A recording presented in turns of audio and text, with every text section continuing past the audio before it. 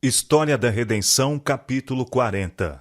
Pedro liberto da prisão. Herodes era prosélito professo da fé judaica, e aparentemente muito zeloso em efetuar as cerimônias da lei. O governo da Judéia estava em suas mãos, sujeito a Cláudio, imperador romano, mantendo também o cargo de tetrarca da Galiléia. Estava desejoso de obter o apoio dos judeus, esperando assim confirmar seus cargos e honra. Portanto, realizava os desejos dos judeus em perseguir a Igreja de Cristo. Começou sua obra por pilhar as casas e os bens dos crentes e prendendo os membros principais. Aprisionou Tiago e lançou na prisão, e mandou um algoz matá-lo à espada, assim como o outro Herodes fizera com que o profeta João fosse decapitado. Vendo que os judeus se agradavam muito com seus atos, tornou-se ousado e prendeu também a Pedro. Foi durante o sagrado período da Páscoa que tais crueldades foram praticadas. O povo aplaudiu o ato de Herodes em causar a morte de Tiago, embora muitos se queixassem da maneira reservada pela qual ele foi realizado, afirmando que uma execução pública teria de maneira mais completa intimidado todos os crentes e simpatizantes. Herodes, portanto, conservou Pedro em custódia, com propósito de agradar os judeus pelo espetáculo público de sua morte. Sugeriu-se, porém, ao governador que não seria seguro trazer o veterano apóstolo para execução perante todo o povo reunido em Jerusalém para a Páscoa. Receava-se que sua venerável aparência pudesse despertar a compaixão e respeito deles. Também temiam que ele fizesse um daqueles poderosos apelos que tinham frequentemente incitado o povo a estudar a vida e o caráter de Jesus Cristo, os quais, com toda a sua astúcia, tinham sido incapazes de contradizer. Neste caso, os judeus temiam que seu livramento seria exigido das mãos do rei.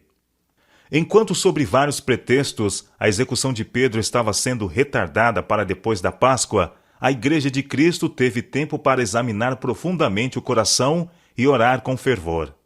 Vigorosas petições, lágrimas e jejuns se misturavam. Oravam sem descanso por Pedro. Achavam que ele não podia ser tirado do serviço cristão e compreendiam que tinham chegado até um ponto em que, sem a ajuda especial de Deus, a Igreja de Cristo seria extinta.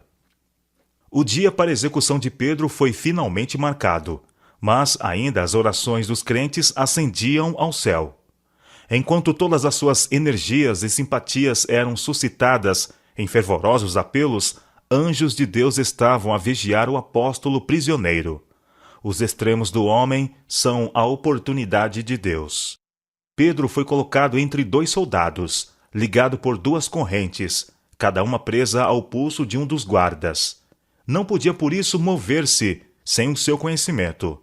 As portas da prisão estavam seguramente fechadas e uma forte guarda estava diante delas. Toda a possibilidade de livramento ou escape por meios humanos estava excluída. O apóstolo não se intimidou por sua situação. Desde sua reafirmação após sua negação de Cristo, ele tinha afrontado corajosamente o perigo e manifestado nobreza e ousadia em pregar o crucificado, ressurreto e assunto salvador. Cria ter chegado o tempo em que devia depor sua vida por amor de Cristo. Na noite anterior à sua decretada execução, Pedro, em cadeias, dormia entre os dois soldados, como era comum. Herodes, lembrando o escape de Pedro e João da prisão, para onde foram recolhidos por causa de sua fé, tomou dessa vez precauções dobradas. Os soldados em guarda, para assegurar uma vigilância estrita, foram feitos responsáveis pela custódia do prisioneiro. Ele estava encerrado, como tem sido descrito, em uma cela cavada na rocha, cujas portas tinham ferrolhos e barras. 16 homens foram escalados para guardar a cela, revezando-se a intervalos regulares. Grupos de 4 vigiavam de cada vez. Mas os ferrolhos e barras e a guarda romana, que eficazmente removiam toda a possibilidade de auxílio humano, não deveriam senão tornar mais completa a vitória de Deus no livramento de Pedro. Herodes estava a levantar a mão contra a onipotência e deveria ser totalmente humilhado e derrotado em sua tentativa de tirar a vida do servo de Deus. Liberto por um anjo. Na última noite antes da execução, um poderoso anjo, enviado do céu, desceu para resgatá-lo. As vigorosas portas que encerravam o Santo de Deus abrem-se sem auxílio de mãos humanas.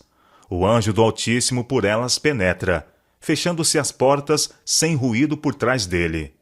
Ele entra na cela, aberta na sólida rocha, e ali está Pedro, dormindo o abençoado, pacífico sono da inocência e perfeita confiança em Deus, ligado por cadeias a vigorosos guardas, um de cada lado. A luz que envolve o anjo ilumina a prisão, mas não desperta o adormecido apóstolo. Este é o repouso profundo que revigora e renova os que provêm de uma boa consciência.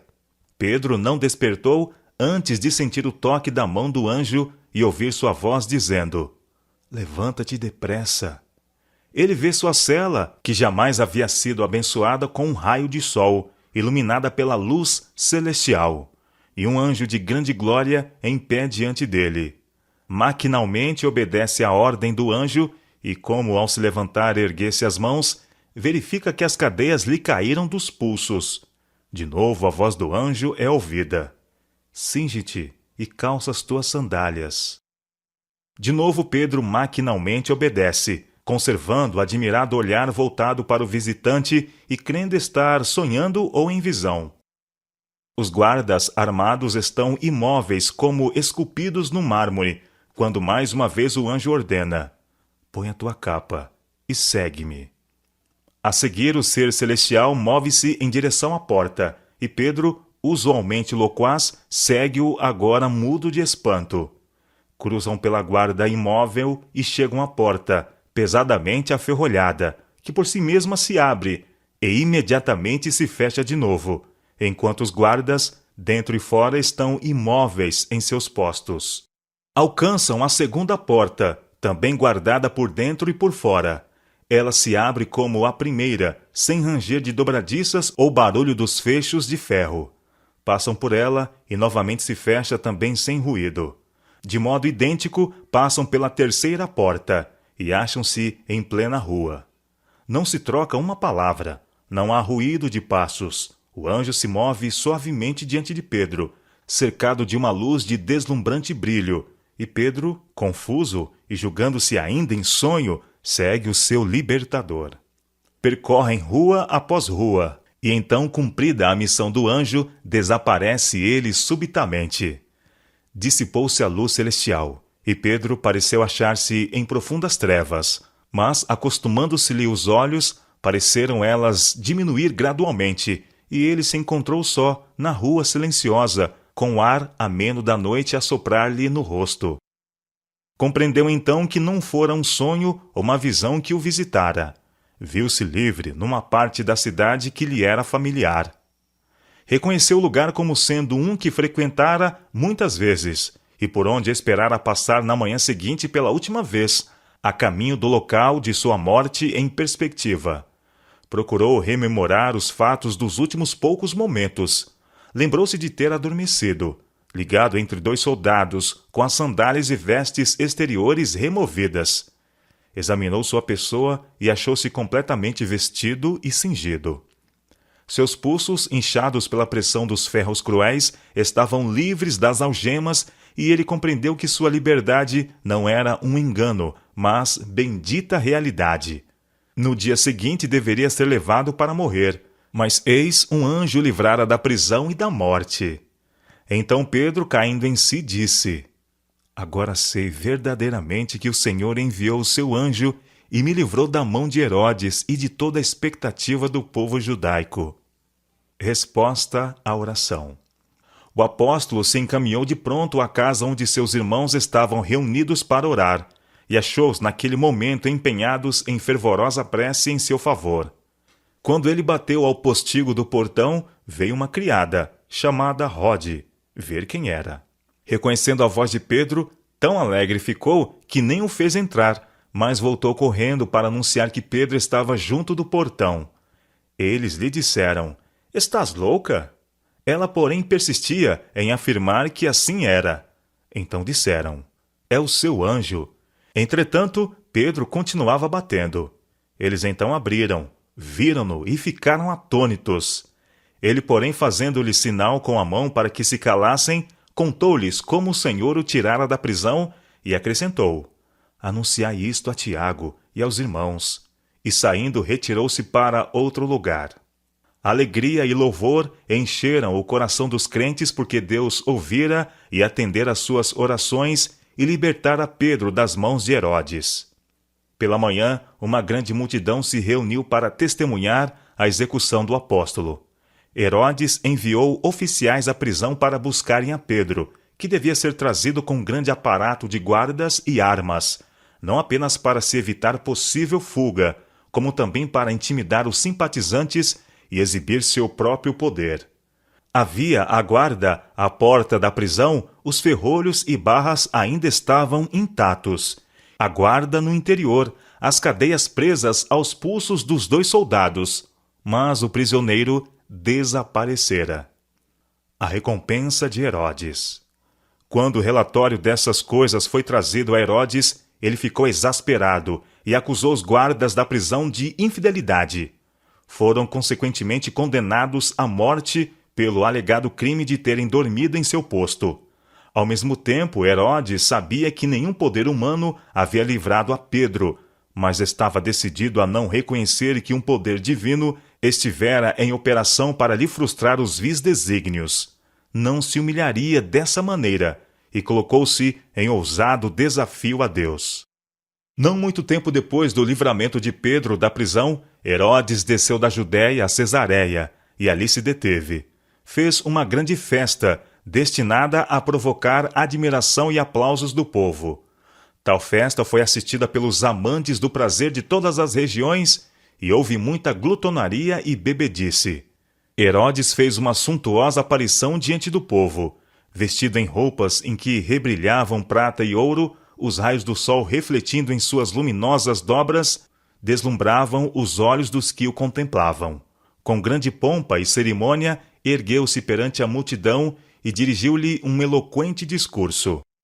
A majestade de sua aparência e a força de sua linguagem bem escolhida dominaram a assembleia com poderosa influência. Estando já seus sentidos pervertidos pelo comer e beber, ficaram deslumbrados pela resplandecente ornamentação de Herodes e encantados pelo seu porte e oratória. E possuídos de selvagem entusiasmo, cumulavam-no de lisonja, proclamando-o um deus, declarando que nenhum mortal podia apresentar igual aparência ou possuir tão impressionante eloquência de linguagem. Declararam mais que, conquanto o houvessem sempre respeitado como governador, dali em diante o adorariam como a um deus. Herodes sabia que não merecia nenhum dos louvores e homenagens. Todavia não censurou a idolatria do povo, aceitando-a como se lhe fosse devida. O fulgor do orgulho satisfeito era visível em sua face quando ouviu a exclamação: é voz de um Deus e não de homem. As mesmas vozes que agora glorificavam um vil pecador, alguns anos antes, elevaram-se num frenético clamor: fora com Jesus! Crucifica-o! Crucifica-o! Herodes recebeu esta adulação e homenagem com grande prazer, e seu coração transbordou de triunfo. Subitamente, porém, sobreveio-lhe rápida e terrível mudança. Seu rosto se tornou pálido como a morte e contorcido pela agonia. Grandes gotas de suor lhe brotavam dos poros. Ficou por um momento como que traspassado de dor e terror. Então, volvendo a face branqueada, lívida para seus amigos tomados de horror, exclamou em tom rouco e desesperado: aquele que exaltastes como um Deus é ferido de morte. Sofrendo a mais cruciante angústia, foi retirado daquela cena de orgia, ostentação, alacridade e pompa, as quais agora abominava em sua alma. Um momento antes ele tinha sido o alvo orgulhoso do louvor e adoração daquela vasta multidão. Agora se compenetra de que se acha nas mãos de um governador mais poderoso do que ele próprio. Remorsos o apanham. Lembra-se de sua ordem cruel para matar o inocente Tiago. Lembra-se de sua implacável perseguição aos seguidores de Jesus e de seu desígnio de tirar a vida do apóstolo Pedro, a quem Deus livrou de sua mão. Lembra-se de como, em seu desgosto e decepcionada raiva, tirara uma injusta desforra dos guardas da prisão, executando-os sem misericórdia. Sentira que Deus, que libertara da morte o apóstolo, estava agora a tratar com ele, o implacável perseguidor. Não encontrava alívio para a dor do corpo, nem para a angústia do espírito, e nem esperava encontrar. Herodes conhecia a lei de Deus, que diz: "Não terás outros deuses diante de mim", e sabia que, aceitando a adoração do povo, enchera a medida de sua iniquidade e acarretara sobre si a justa ira de Deus. O mesmo anjo que viera dos passos reais para libertar a Pedro do poder de seu perseguidor fora o mensageiro da ira e juízo a Herodes. O anjo tocou em Pedro para despertá-lo do sono, mas foi com um contato diferente que ele feriu o ímpio rei, trazendo sobre ele castigo mortal. Deus lançou desprezo sobre o orgulho de Herodes e sua pessoa, a qual tinha exibido, adornada em brilhante aparência, diante do olhar admirado do povo, era agora comida de bichos e se putrefazia ainda em vida. Herodes morreu em grande angústia de espírito e corpo, sob o juízo retributivo de Deus. Esta demonstração de justiça divina teve uma influência poderosa sobre o povo. Enquanto o apóstolo de Cristo tinha sido milagrosamente livrado da prisão e da morte, seu perseguidor tinha sucumbido sob a maldição de Deus. Estas novas foram levadas a todos os países e foram um meio de levar muitos a crer em Cristo.